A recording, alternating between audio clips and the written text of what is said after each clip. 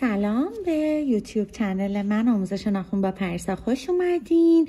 امروز میخوام براتون مانیکور رو آموزش بدم. برای انجام مانیکور ما اول یه چوب عقب زن میخوایم.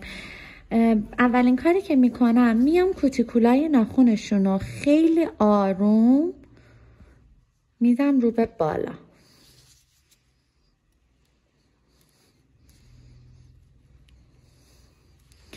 به هیچ عنوان فشار دستم رو مستقیم وارد نمی کنم، چون اگر مستقیم وارد کنم تمام کوتیکولا این زیر پرس میشه و دیگه نمیتونم یه مانیکور تمیز داشته باشم.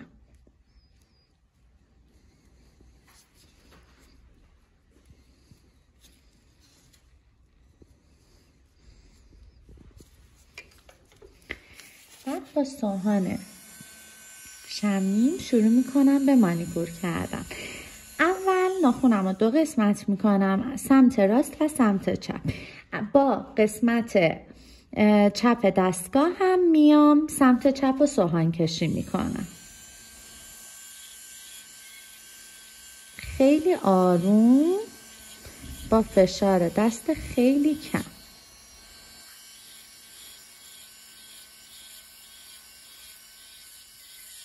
و قسمت ساید والم رو کاملا صاف میارم رو به پایین.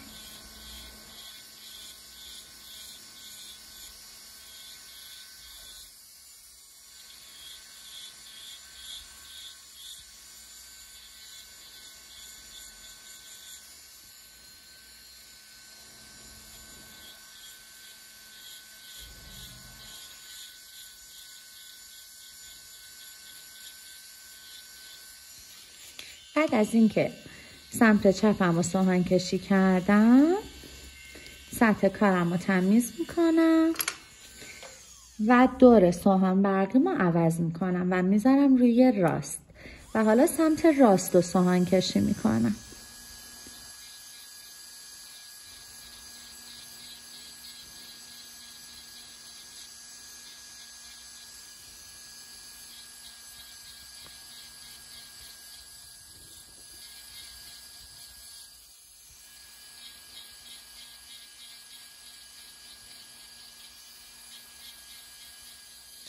لطفاً کانال یوتیوب رو سابسکرایب کنید و برای دوستاتون که میخوان آموزش ناخن رو 0 تا 100 ببینن ارسال کنید.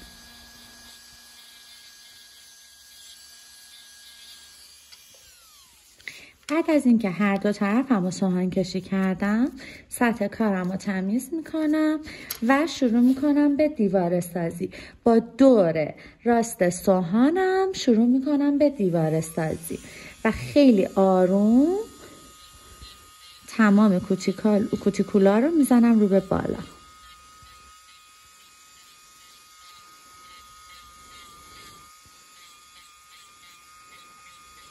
اگر دیواره سازی رو انجام ندین اصلا نمیتونیم یه مانیکور تمیز داشته باشیم و این کوتیکولا قابل قیچی کردن نیستن دیگه. پس خیلی مهمه که یه دیواره سازی خیلی قشنگ داشته باشید. قسمت ساید والمو اگر پوسته ای داشت به این طریقی که میبینید از بین میبرم.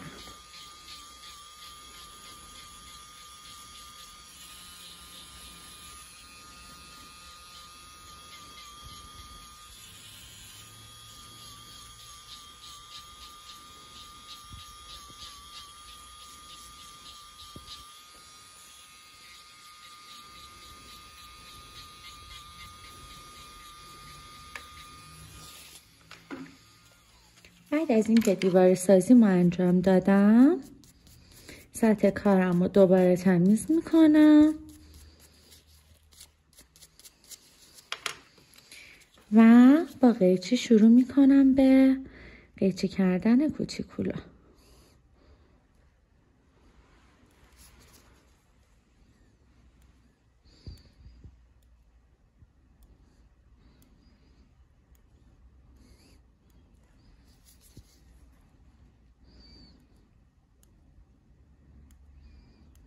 اگر دیوار سازیتون رو تمیز و خوب انجام بدید توی مانیکور اصلا خونریزی ندارید دیگه. پس بهترین روش برای این که بتونید یه مانیکور تمیز داشته باشید بدون اینکه آسیب پوست وارد بشه اینه که شما دیوار سازی رو کامل و خوب انجام بدید که کامل کوتیکولا رو به بالا باشن.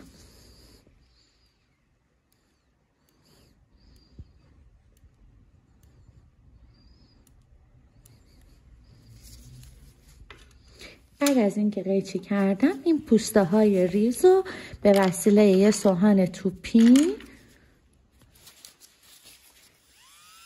برمی‌دارم.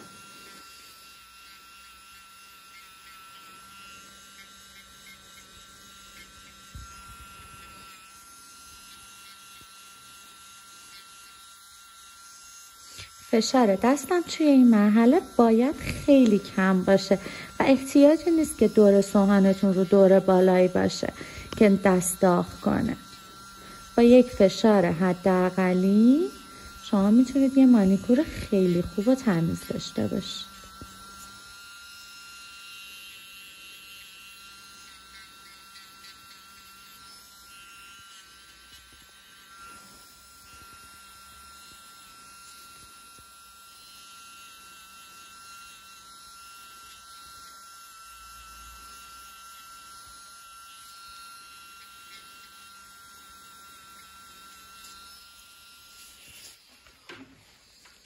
بعد از اینکه مانیکورم تموم شد با یه پد الکلی تماما زیر کارم رو تمیز میکنم که هیچ گونه پوسته اضافه و مرده‌ای از مانیکورم نمونده باشه.